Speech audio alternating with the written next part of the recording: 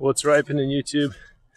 So I got a reminder on my Facebook, or maybe it was my Instagram, I'm not sure, about when I planted my bamboo. It was about 3 years ago to the day that I planted the first bamboo. Now these bamboo I planted about a month later, so these are almost 3 years old. I'm coming up to the first row that I planted, and they've actually struggled. They were the slowest ones to grow, mainly because I didn't buy them. I propagated them myself, and so they took longer to establish. But in doing that, I left the Mexican sunflower that I had growing up with them for longer. Here you can see I've just thinned it out.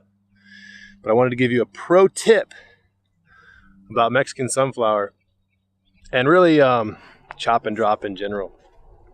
Mexican sunflower is really great biomass plant, but you have to be careful. I'll show you right here.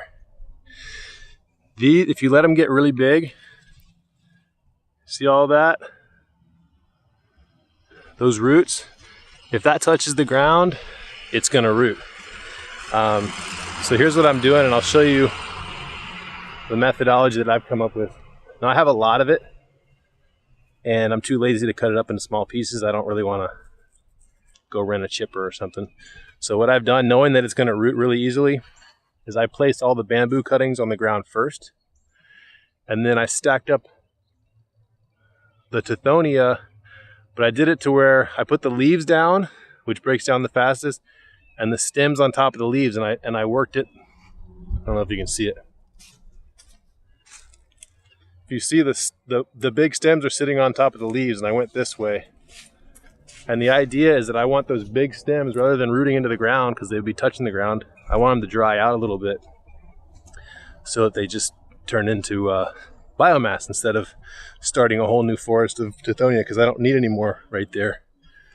If it does grow there, it's not a big deal, but it's an example of a strategy with Mexican sunflower.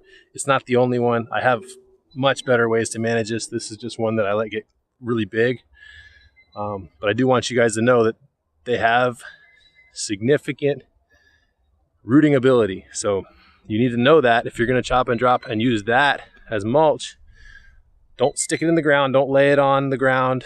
Try to let it be off the ground a little bit. The green matter is perfect for mulch. Use that as however you want. That stuff breaks down really fast. It's not going to root. Once it starts turning gray, and especially if you see those little aerial roots, that's when you have the issue. That's the main thing I wanted to share. What I'm going to do here, just to give you an idea, is you saw how I laid it out. I'm going to leave it like that for probably, I don't know, a few days, maybe a week, to let it dry out. And then I'm going to come over here to my new mulch mountain. I had to move my mulch mountain. I'm going to come over here and get fresh wood chips, lay it on top, bury it, basically bury it. So, and the reason I'm doing that, first is I just want more mulch over here, but secondly, I just want it to look better. Instead of having a big brush berm in the front of the property, it's going to be nicely mulched. It's going to look good. In addition to that, I'm planting lemongrass and pigeon pea along the front edge. This is the kind of like the south side. You see all the stumps of lemongrass that I've propagated in. They're starting to kick off now.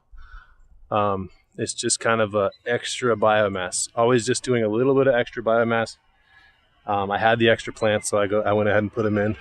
But there's a lot more to mulching. It can be as simple or as complicated as you want. This is just one tip. Take it or leave it. If you like the video, give us a thumbs up.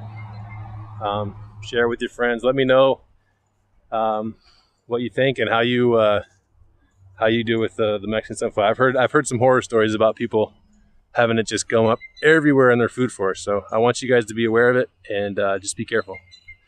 See you later.